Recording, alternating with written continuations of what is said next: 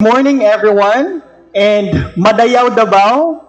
Welcome to the 45th episode of the Agribiz Media Forum. This is a partnership between the Department of Agriculture, Regional Field Office 11, the SM Lanang Premier, through our Public Relations Office, Ma'am Rhea Pohas, and of course our friends from the media. Good morning, Satanan. And yes, since the month of February is the month of chocolates and flowers, we are so glad to be joined here by our industry experts from the public and the private sector. Of course, the former Undersecretary of the Department of Agriculture, amo ang boss ni sa DA, the Undersecretary for High Value Crops and Rural Credit during her time. And of course, even after serving the DA, wala siya nag-stop to serve our farmers and of course our communities. This time, she is the president of the floriculture industry of Davao Incorporated, Ma'am Evelyn Lavinia. Good morning, ma'am. And of course, we are also joined by the regional floriculture focal of Day 11, Ma'am Winona Jane Aquino. Good morning. And talking about chocolates, we are also joined by the Agriculture Center Chief of Day 11, at the same time, the Regional Cacao Focal, Dr. John Paul Matuginas. Good morning. All right, so walay pagduha-duha pa because I know back-to-back atong press con karon because right after this, naapod ang Department of Tourism. All right, so sugdan na nato ka Ma'am Evelyn Lavinia. Ma'am, kumusta na nga to ang floriculture industry? And since it's 2025, daghan tag mga initiatives and programs last year, but for 2025, unsay atong mga plano, ma'am, for the floriculture industry? May buntag sa tanan, and thank you, Celso, for inviting us here. Thank you for SMNDA, who is really a very, very big help for the floriculture industry of Davao. So last year, we had a very big activity, which is the Floriculture Congress. No? So we have about 7 international guests gikan sa Ecuador, Malaysia, Thailand, Singapore, and Japan. So they were there as it's a trade fair, and then the Congress also. So our topic is on the international. So daghan siya kasi we were trying to see and to tell our stakeholder that we are at par with them and we can compete, no? So we invited them. They saw what plants they were bringing and what do we have. So we have competitions and all. So this foreigner would like to come back here, and they were inviting us also, which we were doing already, because our stakeholder are also selling internationally. In fact, we have breeders.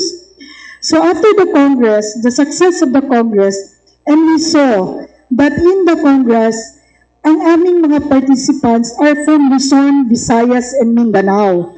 So we were eyeing only for Region 11, or the island of Mindanao. Pero doon Pilipinas. So there was a clamor, and they were inviting us already to organize also a Congress doon sa kanilang lugar. So from that, anong mangyari after the Congress? So we were already thinking of a summit this coming August, so a small one, but this time, because in the Congress, we were talking about the big things, import, export, what are the plans to, around knowing what are the plants being sold outside and what do we have, and what is our market, and who are our market, and then the breeders. The vanilla, yun yung isa sa mga orchids na maraming nagtatanong, ano? So from that on, we will have the summit, which is more on a serious talk of the challenges of the industry. So, ano ba yun? Paano natin gagawin? Saan tayo papunta? Anong kailangan namin? So during that Congress also, we have the credit facility of the Department of Agriculture and also the insurance. So we need more on that area na kailangan tingnan nila ng pansin for the floriculture itself. Kasi it's very specific eh. It's not really on floriculture. Isa yun. So that will be one of the topics that should be answered during the summit. And then, ano ba ang marketing strategies of everyone? So it was also the first time, hindi lang yung mga nagtitinda, mga grower, ganon, but we also have the ones selling online. In fact, during that time, it's the first time, no, na itong online sellers are also nag-register din sa amin. So, and they had us, and they were already, we were telling them to be part of us because hindi na ngayon yung pagtitinda may physical store. But it's already online also. But we need the physical store also to say, hey, you can touch the flowers, the plants, the leaves, and everything para meron ding appreciation of what's in there. No? So for this year, we're partnering with the city government of Davao and then the floriculture, the city tourism of Davao, the city agri of Davao City, and of course, our Department of Agriculture has always been there. So the Kadayawan, we're looking at the bigger picture of Kadayawan and praying na matuloy. Kasi through ilang taon na, especially during the COVID and after, we were sparingly present. And we should remember that during March, it's really the industries, the other industries, yun yung na-highlight natin. But during Kadayawan, it's really the agriculture. Yung ating mga baboy, manok, the flowers, the fruits, the vegetables, cut across anything on agriculture, the inputs, yung ating organic fertilizers, magaganon, yun yung dapat i-showcase. And then all of the part of the value chain in agriculture. So ako, I will be talking particularly on the floriculture kasi kami medyo naghiwa-hiwalay kami during the Kadayawan. Merong 10 doon, may 5 doon, may 6 doon, may gano'n, no? So kami, we set up Plus Kadayawan in one of the house, in front of the house of one of our member. But that's not supposed to be. We're supposed to be in one big area as we were doing the past years, and then we have showcasing on how our plants will be used in the landscaping, or how are we going to sell the new plants that we're creating. Kasi in Davao City, we have a lot of breeders. So yan din siguro ilalagay namin sa summit on how are they going to register whatever they breed. So hindi lang yung breeding galing sa ibang bansa, but we have already it here. So for Kadayawan, we have already a lot of activities in line, from the plant competition, when we're looking at to revive the landscape competition, and then exhibits to showcase our number one, and we should never forget, is the Orchids of Davao, our Waling-Waling, the Vanda Sanderiana. So let's push for Vanda Sanderiana, the Sanggumay, and the Vanilla, which has a very good economic potential. Nag-uusap din with the Department of Agriculture kasi yung mga tissue culture natin, kailangan ito ay masuportahan, no? So it's not just an orchid if they don't like to grow orchids lang, kasi they cannot sell it for cut flowers kasi kokonte. But suggestion namin, for example, vanilla, each house kahit may 10 lang ng vanilla in their sa backyard, and then if they're one community sa 10, marami na yon, which is of high value. If it's sanggumay, pwede tayong mag-hybridize, mabango pa, meron siyang economic value. And then yung ating Vanda Sanderiana, let's have the original and also the hybrids. From there, yung mga kabataan in the agri school should also be encouraged na So, iniisip namin, nag-brainstorm with the Department of Agriculture, put it in one of the school, and then merong mga bata who will be interested Then during that time, support them para paglabas nila, meron na silang work on, let's say, they set up a laboratory for tissue culture. So may pera na sila. Just like in India, when you graduate, the government will ask you, kung agri-graduate ka, no? Are you going to put up an agri-clinic? Parang ganon. So these are just one of the, yung pwede natin encourage students na kami rin, we're talking about it in the floriculture. So our group is the Floriculture Industry of Davao Incorporated, which was founded in 1999 with Charita Puentespina, Sally Luenberger, Silva Alegria.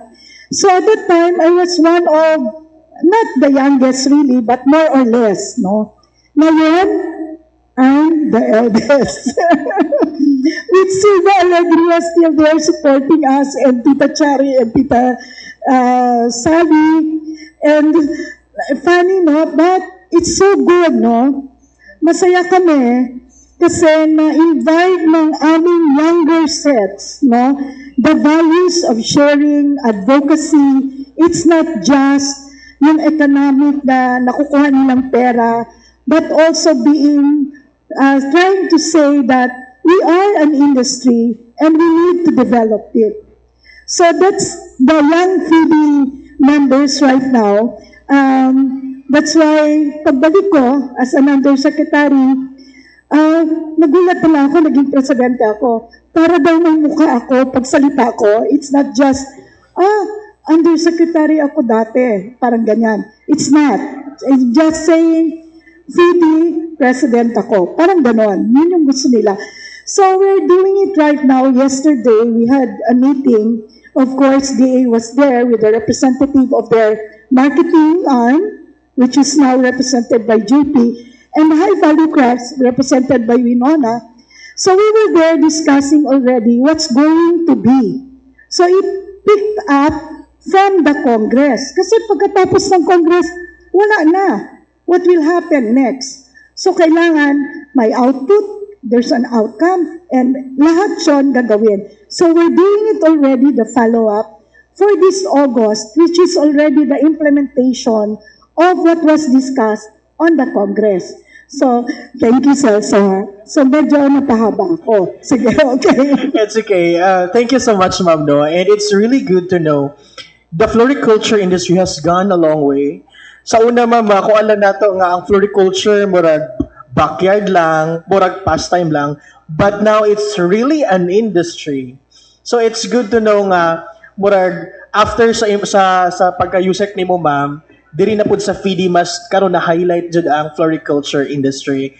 Thank you so much. And of course, from on the part of DA11, si Ma'am Winona, Ma'am, unsa po ang atong counterpart for the floriculture industry, especially sa FIDI? Unsa ba tong mga plano or mga initiatives for this year?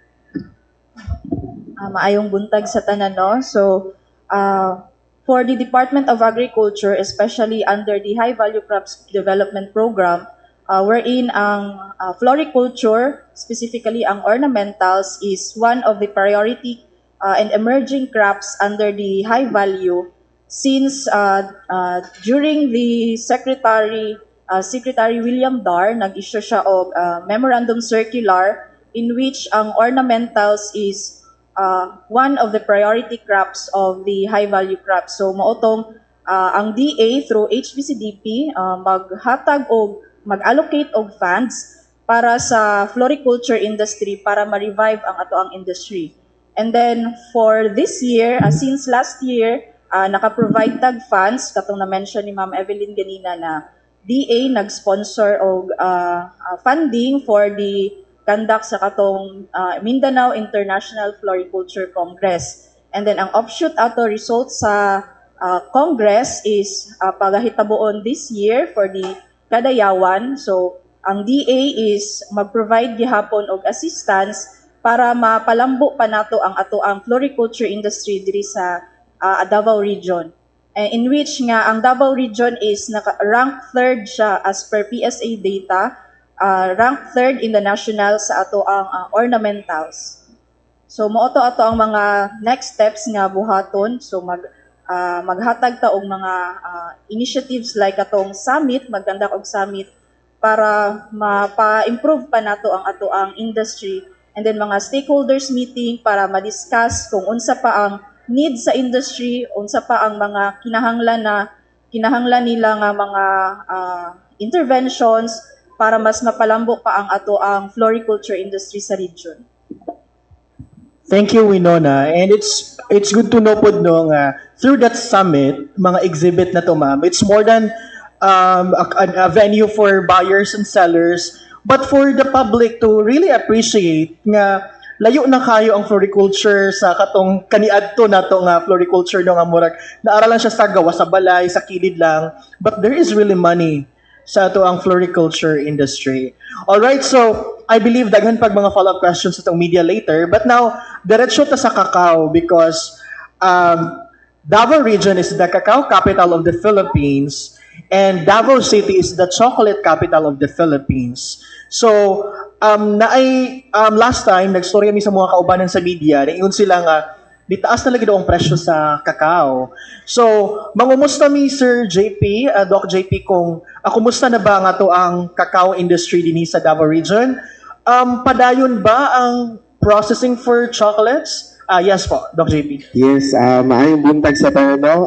First and foremost, gusto na ko i-greet ang tanan o advance happy Valentine. So, kung kauban sa flowers, kinahanglan na dyan chocolate. So,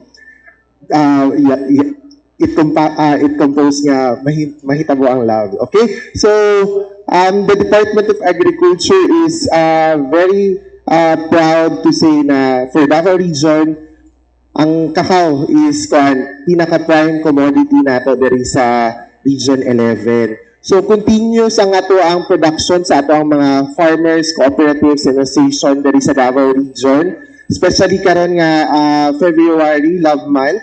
So, daghan kaayo taong mga local nga mga chocolate processors nga nagago into processing, nagahimo og tableya, chocolates. Makita na to, for example, diri sa SM Lanang, sa baba, sa atrium, na atay cacao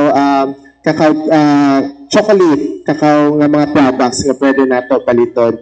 So, sama sa gingon ganina ni Sir Celso is naga-increase ang ato ang presyo sa ato ang cacao, which is a very good opportunity sa ato ang mga cacao farmers. For example, right now, our fermented beans mag-abot sa 400 to 500 pesos per kilo. And then ang ato ang wet beans is naa sa 90 to 120 pesos. So, continuous gihapon ang suporta sa ato ang Department of Agriculture through the High Value Crops Development Program, as well as the different agencies. So, strengthen kayo ang ato ang industry sa cacao. And even si Ma'am Lavinia is also part of the cacao industry. So, dako pod kaayo taong support system from our private sector. Alright, and if follow up na lang na ako ni Doc JP because the last time they are talking about cacao, yung sila, unsaon na lang datong mga farmers nga during sa pagtaas sa demand sa durian because of the export nato sa China, di pang putol nila ilang cacao trees. So, unsa ba na Doc JP ang inyong ma-story? Yes, naay mga nanggawas nga mga issues and even for ang ato mga farmers from cacao na go into durian because as we all know, durian is also one of our strength in the region. But the Department of Agriculture continues to encourage our farmers to do crop diversification, intercropping, so that the income of our farmers will also increase, not just also focusing but from one commodity but also with other commodities. So maupo na siya. Tuloy-tuloy ang ato ang pagpanghatag og serbisyo, intervention like planting materials, fertilizer, technology dissemination, training, so that it could really help our farmers to increase their productivity and also income. All right, thank you, Sir Doc JP. So I believe we are ready for questions from our friends from the media. I'll start with Sir Carlo.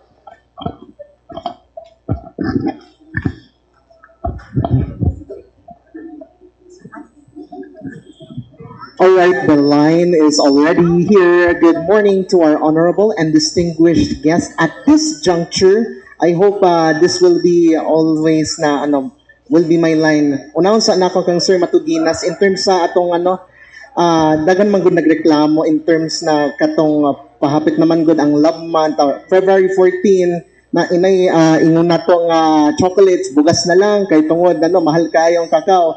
But what will be, of course, ang sustainability nato sa pag-produce sa mga locally produced chocolate products, specifically nga nakaanam-anam ingon nato nga yung kakao is continuous despite nga naay mga challenges sa presyo.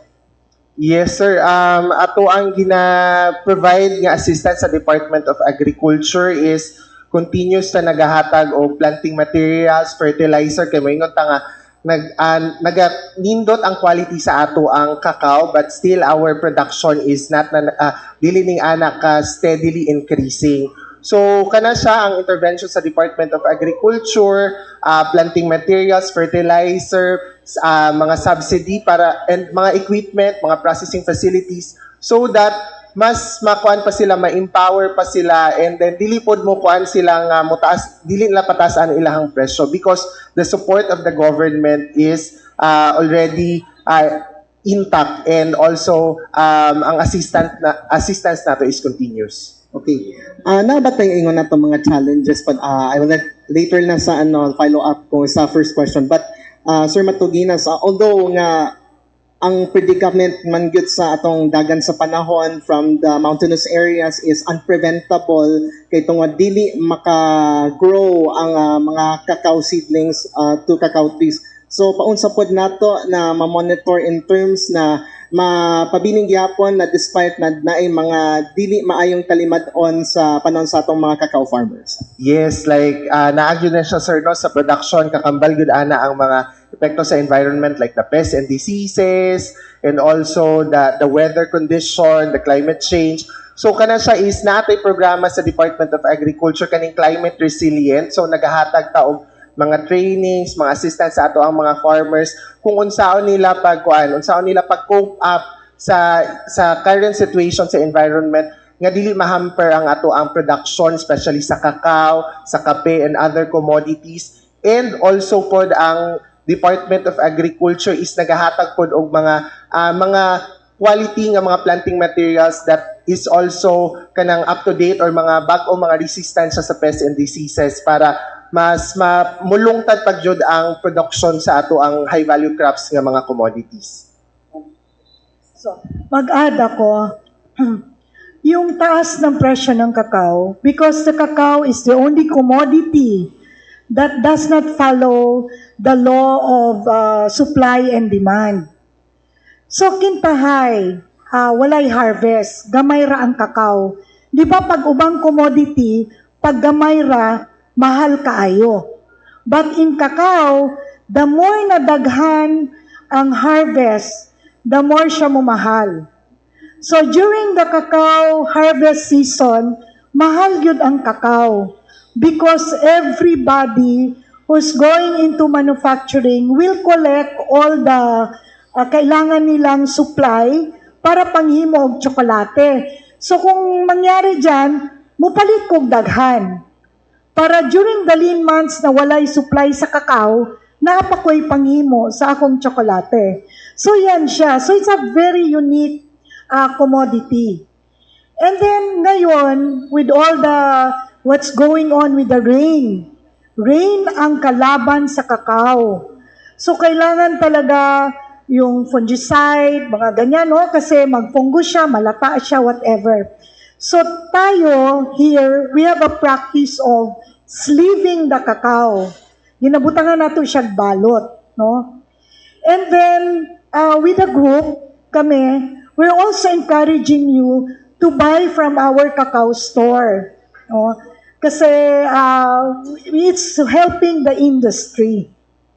So climate change is there, and cacao, we're discouraging the planting of cacao in the higher elevation. So, dapat ang cacao, 500 lang ang pinakamataas above sea level. Going up, plus the climate change, samot na malata ang inyong mga cacao. So, that's the, of cacao, no? Okay. So, okay, ma'am, okay, go ahead, sir. Okay na. Just for the sake of time management, just so it won't be obliterated by the momentum of some other media friends will ask questions, either sa duha in terms of floriculture. Okay, so I would like to ask specifically katong mga new breed of flowers nga gina-study ninyo. Paunsa ninyo nga ato nga mahatagan og pagtagad in terms na nay new variety or the similar variety of any flowers being implanted sa mga gardens for the sake of para dili mahimong extinct pa pagabot sa future generations. We have a young breeder, for example, sa Burmiliad. We have a young breeder, nag-hive, tawag dito, and then they're actually selling it not so much on the local, kaya lang yung mga order is from out of country. So they attend mga shows outside.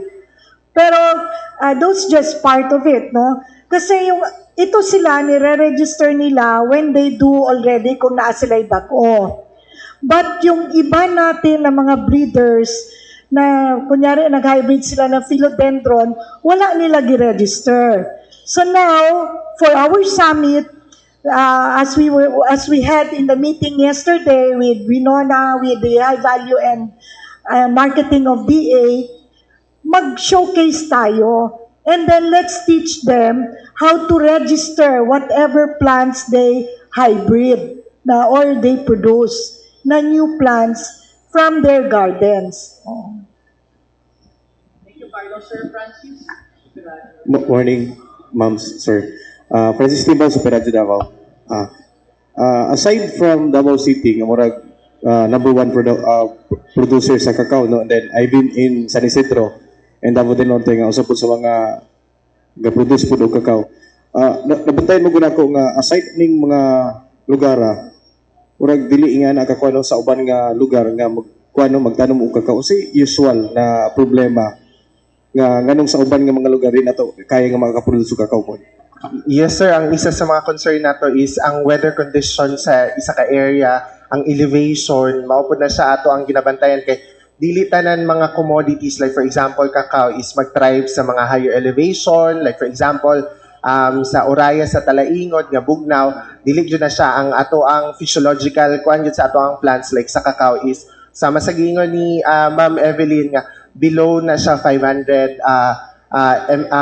meter above sea level. So, kinahanglan po na nato siya tan-awon and then kung ang area po is bagyuhonon, dili po na siya mag-thrive ang ato ang cacao and coffee kay kana siya is mga tree crops man na siya. So, kinahanglan jud ta nga magsunod ta sa ato ang kung unsa gyoy suitable nga climatic conditions sa ato ang crops like cacao.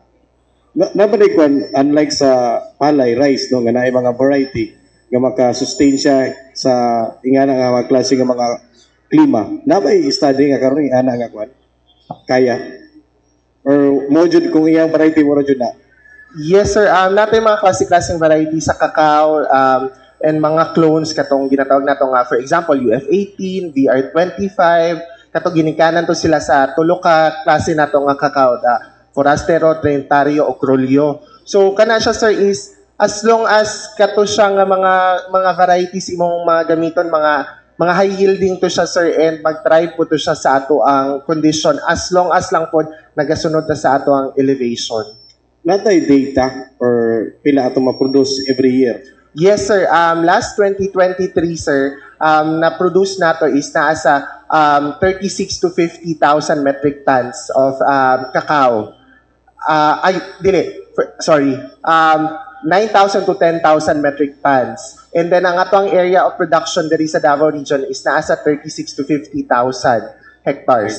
Oo. Is it ga-increase or naa siya slightly nga decrease last year and then 2023 and 2024, but still kana siya, sir, is ginapunuan na siya sa atong government agencies like the Department of Agriculture sa paghatag og assistance like pag-expand nato sa cacao production, nagahatag ta og planting materials, nagahatag ta og fertilizer, nagahatag ta og training, especially right now nga naatay programa sa Department of Agriculture. Mao na siya ang ginatawag nga Coconut Farmers Industry Development Plan or CFIDP nga kaning mga areas, mga coconut areas, pwede nato siya i-intercrop with coconut, cacao or coffee.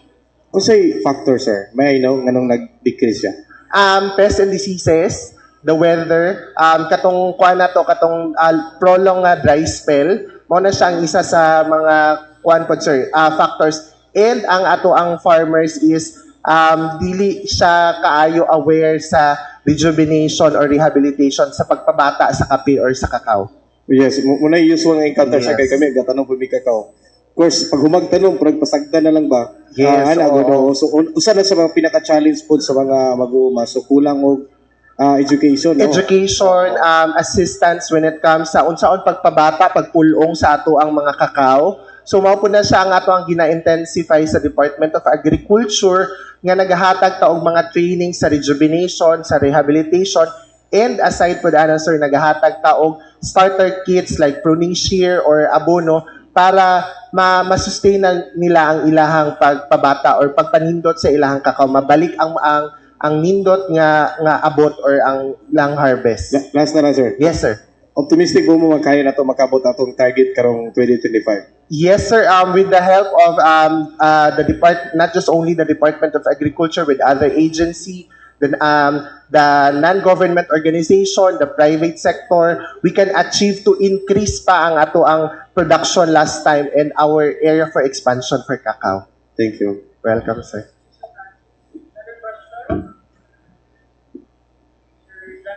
Good morning po. Si John Calonia sa GMA sa Parado sa Floriculture po. Sa Davao City or sa Davao Region, asa ba nga mga particular area ang dunay atong mga area of production sa mga bulak po?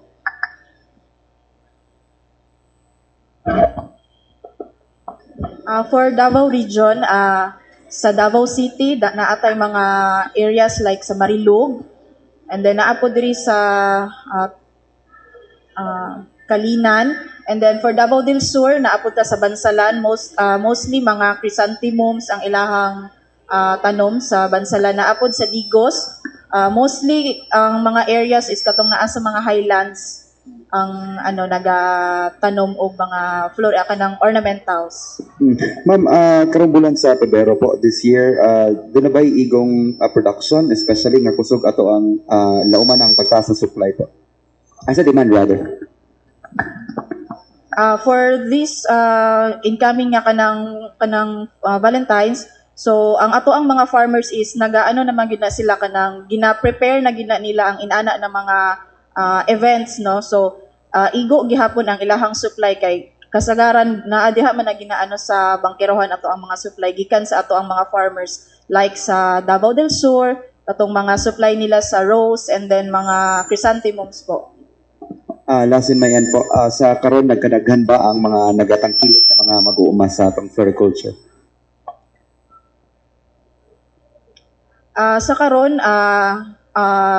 through sa kanang social media and then mga platforms nga mapa-improve pa ang ato ang floriculture industry, so nagakadaghan gihapon ang mas daghan ang naga-into sa katong floriculture o mga ornamentals kay as we have observed katong during pandemic, uso kaayo ang magtanom og mga bulak, so daghan kaayo mga nahimong mga plantitas, so daghan og bisag kanang tuod mahal kaayo nga mga bulak, so daghan ang namalit, daghan ang nagtanom og mga bulak, and then karon continuous gihapon nga nagakuan ang mga mga consumers nagatanom og mga bulak po. And then ano po siya like sa mga landscaping, in demand siya like sa kaning mga malls and then mga housings nagaano og mga landscaping. So gamit kayo ang mga ornamentals. May buntag, ma'am, and sirs. LJ Sagang from PTV News Mindanao. So, mag-ask lang ko ka, Ma'am Evelyn, since you mentioned ka kanina, ma'am, na you tried social media for like selling, and also you have a physical store. So, since last month din karon, ma'am, pwede mo ka-ask og range of prices para sa ato ang mga bulak na pwede for bouquet or katong for growing or planting po na pwede ma-avail? Marami kasi siya. So, na mga gagmay na mga cute na mga pwede nimo ipahatag as a gift on Valentine. Pwede po itong mga dagko. So, price range, yung mga gagmay, siguro, if you want cute masyado, no? So, ang nag-specialize dyan, yung sisters, yung Martinez sisters. But others also have it. But with our members, sila yung nag-specialize ng mga tiny ones. So, merong 50 pesos, 100, 500, mga ganon. But if you want big ones, that would also vary on the variety. Kasi merong mga bago ngayon, kung gusto mo bigyan yung asawa mo na 500 pesos worth of tanim na usara ka buo, pwede po dyan. So, it depends on your budget. So, it might not be a flower arrangement, but we can also give love through our potted plants. Ayan, thank you, ma'am. So, asa dapit ang inyong physical store, ma'am, diri asa Davao? Here in Davao, I don't have a garden. So, I'm more already of the advocacy because I do landscaping before and all. And I do supply before mga landscaping materials. But now, we're a group, iba-iba sila. So, you can find them in the malls selling yung mga nasa potted plants, mga ganon. So, they're located all over Region 11 and also in Davao City. Ayan, thank you, ma'am. So, since you mentioned, ma'am, na nag-try tayo ng social media for strategy, ganon, do you have other new trends po or innovations sa floriculture po na ginagawa ngayon aside from that? Kasi, you know, one of the things that we did during the Congress was not just the social media, but we sent email to our possible client. Kaya maraming nagpunta from, let's say, Iloilo, 27 sila kabuok, 17 kabuok from Jensen, mga ganyan, no? Because we sent personal letters to which we didn't do before. It's besides the social media, physical store, personalized calling our client to say, naami diri, and we have something new for you, or if you want to buy more of what you bought. Parang ganon. Sige. Okay, just for the last na lang yun before we get to kay naghulat man si Sir Ian Garcia sa Pep Talks actually. We already understand katong basta maapektaran po ang mga cacao farmers sa Davao del Sur tungod sa alam na, pero di na ako i-suggest na lang for that. Pero unsa tong as usual, business as usual gihapon, Sir Matuginas, in terms sa pagpadala gihapon o pag-export sa mga chocolates from Davao del Sur despite this recent incident nga nahitabo sa spectrum na to. I will not gonna mention that issue. Yes, sir. Wala man tayo ginadapigan, wala po tayo ginakuan, supportahan, sir. No, ang ato ang makahatag tao ka ng kaayuhan, especially sa ato ang mga mag-uuma diri sa Davao region. So, mauna siya, continuous ang ato ang kuan kay kinahanglan nato pod og supply sa cacao. Maunang dako kay nga opportunity, maunang nagakuan sila nga mahal ang cacao opportunity kay sa ato ang mga farmers nga kuan, especially that Davao region as the cacao capital of the Philippines and Davao City as the chocolate capital of the Philippines. So, tanan na mga probinsya diri sa Davao region nga interesado mag-go into cacao or mag-expand pa sa ilang cacao production, na ang Department of Agriculture, municipal, provincial, and ato ang mga private stakeholders sa cacao nga mo suportag yun para sa kalambuan sa tanan. Thank you. All right, thank you so much once again for a very productive discussion. It's one last question. Yes, sir. Okay, thank you so much because ato ang kaubanan usab ma'am gikan sa Department of Tourism back to back ang press con ron. So natay pep talk after this.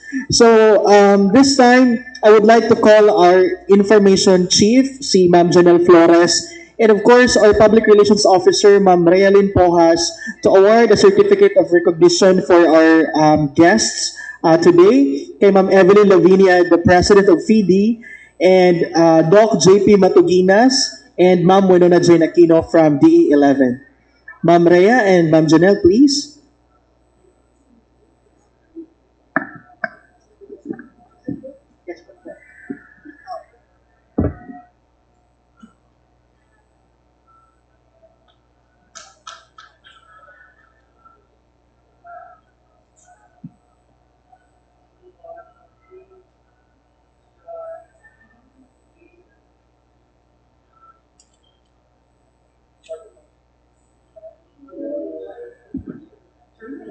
daghang salamat once again, Sir JP, Ma'am Evelyn, and Ma'am Winona. And sa itong mga friends sa media, AgriBiz Media Forum every first and third Friday of the month. Thank you so much.